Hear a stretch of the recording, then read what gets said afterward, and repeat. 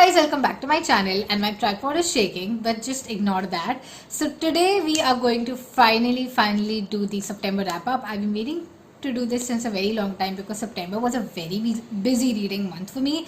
The first thing that I was doing in September was the Book a Boy book club, and I'm still reading the books from the Booker long list as well as the short list. So basically, I'm prioritizing the short list for now, and then I'll move on to the long list. So I'm still a part of the club, and I'm still reading the Booker long listed shortlisted books. And the second thing that I was doing, this was very specific to September, and that was the Fresh Off My Shelf readathon, hosted by Sonali from the Melodramatic Bookworm. Link is in the description box, check her out. So basically this video what is this divided? This video is divided into two parts. The first part is where I normally talk about all the books from 0 stars to 5 stars, like that's the order I follow. And the second part is talking about the readathon specifically and wrapping up my, wrapping up the readathon in itself, Fresh Off My Shelf readathon in itself. So yeah, I hope that made sense. So let's start with the least rated books of September 2020. So I do not have any book that I have rated 0, 1 or 2 stars this September month.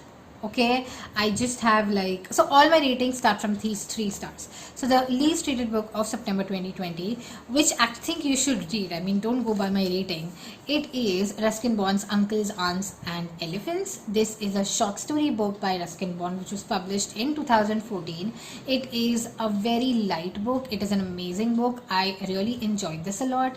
I ended up giving this somewhat like 3.5 or 3.7 stars, and I have my reasons for giving that rating, but the main reason I picked this up was because I was getting emotionally traumatized by a lot of books, and I knew I would be traumatized by more books coming up in September. That's why I decided I need a light book to just, get me through those bad days when I'm crying or I'm sad. So that's why I finished this book on the last day of September as well, because I didn't want to drag it to October anyway. Basically, talking about the book, it has a lot of short stories. The book is divided into 3 parts. The first part is the fictional short stories, the next one is the non-fictional short stories, and the third one is the poetry section. Now honestly, if you want to get your kids into reading, Ruskin Bond is your go-to. Like, always go to Ruskin Bond. I would say that, I know there are many international authors who write for kids, but if you're an Indian, Ruskin Bond is a must. And if you're if you're not an Indian as well, try Ruskin Bond, read him. He's like a very pleasant writer to read, and it's very enjoyable, and anyone from any demographic can read Ruskin Bond. So yes, this is an amazing book, and don't go by my rating, it was great. So that's that. Now the next book, by the way, I have a list of all the books that I read and all the things I need to talk, because I read 8 books this month and it's a bit difficult apparently. Okay, fine. So let's move on to the 4 rated books. Yeah, so I have 2 books that I rated 4 stars this month. So the first book that I rated 4 stars was Chosen Spirits by Samit Basu. Again, if you're an Indian and if you now I've stopped calling this dystopia, because post the JCB discussion which Smriti had held with the author himself on Instagram Live, the author himself says that this is not set in dystopian India. This book is set in current India. The point is, within 3 to 5 years, you will see a situation similar to what's been created in the book, and I totally believe him, and that's why I don't call it dystopia anymore. My point is simple, that if you like anything close to dystopian, or if you like dark stuff, basically, yeah, this is the book to read. I really like this a lot. It's sci-fi, but it's dark sci-fi. Now that's what I call it these days. But you know what? It is very close to dystopia. If you like dystopia in general and you want to read about India, this is it. This is what's happening in India today. Read it. It's as simple as that. So that's that. The next book that I rated 4 stars was Girl in White Cotton or Burnt Sugar by Avni Doshi. Again, this is a book. Honestly, I would be I have not read the others yet. I have now started with quite a few Booker shortlisted books. But yeah, this is one of those books that is like a book. I don't have to say anything because I was just like discussing this other day with a few other Indian booktubers, and one of them stated that they didn't like it. And I was like, okay, fine, maybe this is not a book for everybody. But my point is, if you like Salman Rushdie, like Avni Doshi is an earlier version of Salman Rushdie, basically. So if you like Salman Rushdie, you should read Avni Doshi. You'll love her as well. So that's all I have to say on this matter. Okay.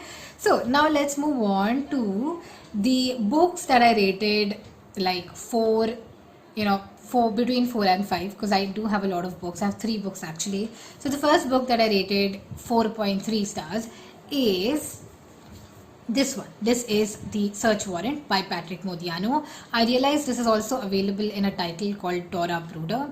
So this is a non-fiction book, and it is by the Nobel Prize in Literature winning French author Patrick Modiano. It talks about a girl who went missing in 1941 during the German occupation of France, and how the author is has gone in search of her years later in, I think, late 90s.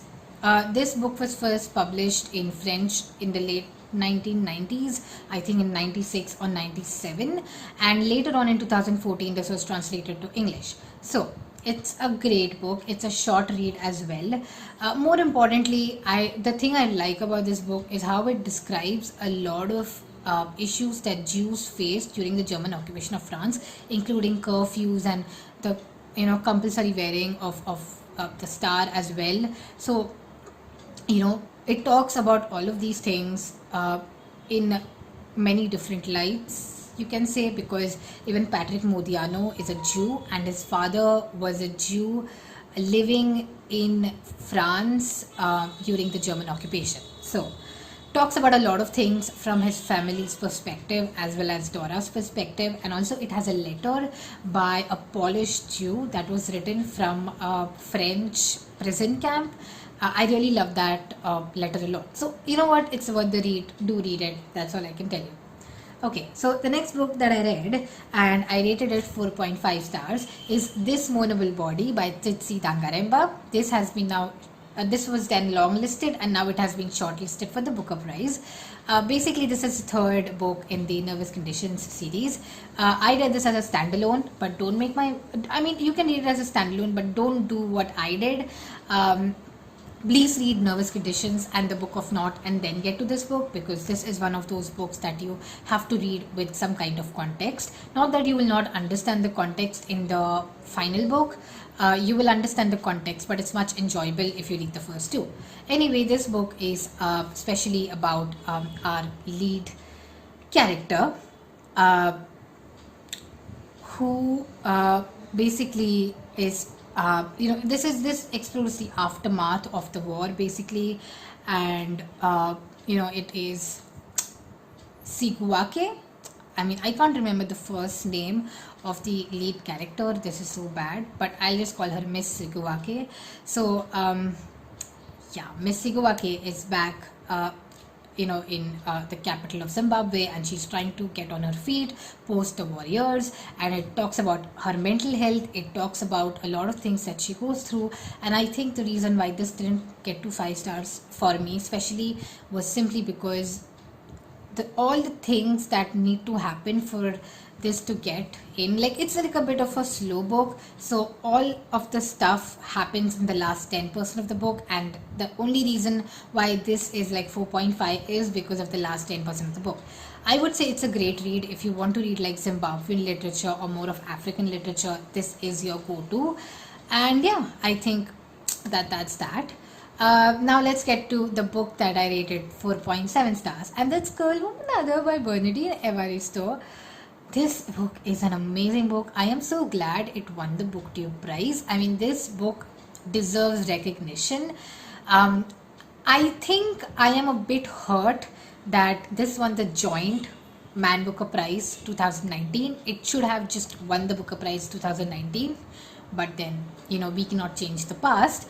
But that being said, this is an amazing book. if you are scared of literary fiction, this is that sweet spot between contemporary fiction and literary fiction where you can just pick up and then you can like transition towards literary fiction. It talks about a number of black women in Britain and otherwise as well. And it talks about how they migrated to the country or how they have been in the country since a very long time and they're trying to achieve their dreams. And all of those women's stories are interconnected in some way or the other. The only reason I did not like give it 5 stars and I cut that 0.3 stars is because I wanted to know more about like especially three women who had come to the country, I think from Nigeria, and I wanted to know more about their story, but I couldn't, unfortunately. And I think over here as well, like the icing on the cake, is the last like 5% of the book, because that's very beautiful and it talks about racism in a very different light. So I really like this book a lot. I would love to read more books by Bernardine Evaristo, also about Black British women specifically, because like I don't know, there's a lot of like issues with racism in Britain itself, in the UK itself, with respect to Africans. So it's a very, very interesting take on that whole subject. So that's that. Whew. So yes, those are all the books that I rated like between 4 and 5 stars. And there are 2 books that I rated 5 stars this month. So I wouldn't say that you should only read the 5-star books. You should also read those books that I rated 4 and between 4 and 5 stars. So the first book that I rated 5 stars this month is, drum roll, okay, I hope I put that sound effect in, but the first book is Who They Was by Gabriel Krauser. Now, having discussed this book personally, I mean, I can't stop saying this. I'm like, I still get so excited, like, recollecting the conversation that we had with Krauser. This talks about London gangs. The gang was in London. It talks about someone from a violent life getting out of it or trying to get out of it. And more importantly, it is a non-fiction book. It is a book that's a memoir of Gabriel Krauser, and it talks about how he was born into violence and how he is getting out of it. It talks about privilege. It talks about, more importantly, going to university to expand your mind. It talks about a lot of aspects of gangs as well. So my point is, if you have access to the audiobook, please listen to the audiobook, because the audiobook has been narrated by the author himself. And honestly, this is a part of the conversation that we had with Gabriel Krauser.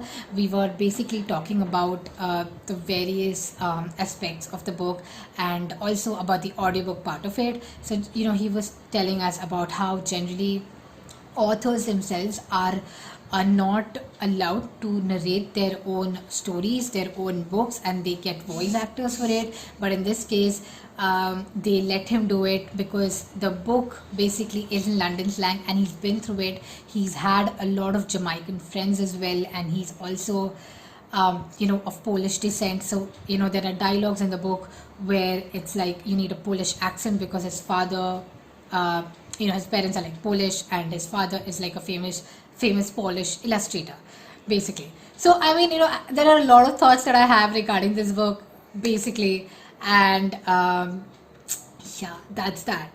So now that we are done with that one, now this is my all-time favorite. I've also made a video on it. You can go and check it out, A Little Life.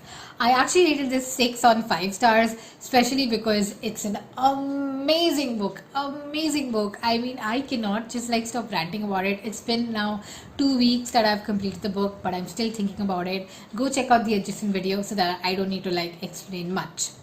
So now that we are done with 14 minutes of this clip, let's just jump onto all the books that I read as a part of the Fresh Off My Shelf readathon, and I just wanted to place all the prompts across the books that I read. So it's going to be a short section. Okay, so let's start with the Fresh Off My Shelf prompts. So the first prompt was your latest purchase irrespective of release date, and the second prompt was a book by an Indian or an Indian origin author.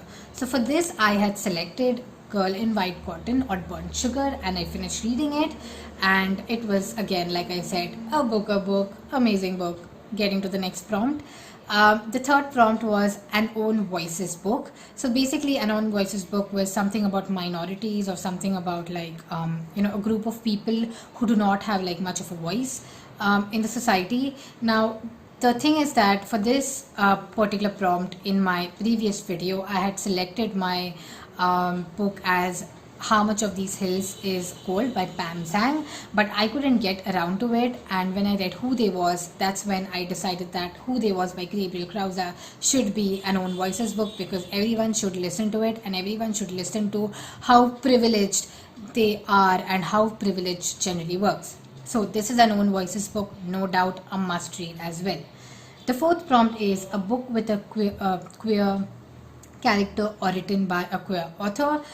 For this one, I had selected A Little Life, and it ended up being one of the best books I've ever read in my life. The next prompt is a translated book. So originally I had stated that I will only read a translated book if I get the time to read a translated book, and I ended up reading a translated book, and that is Patrick Modiano's The Search Warrant, which was translated from French to English. So that's that. The next prompt was first in a release series.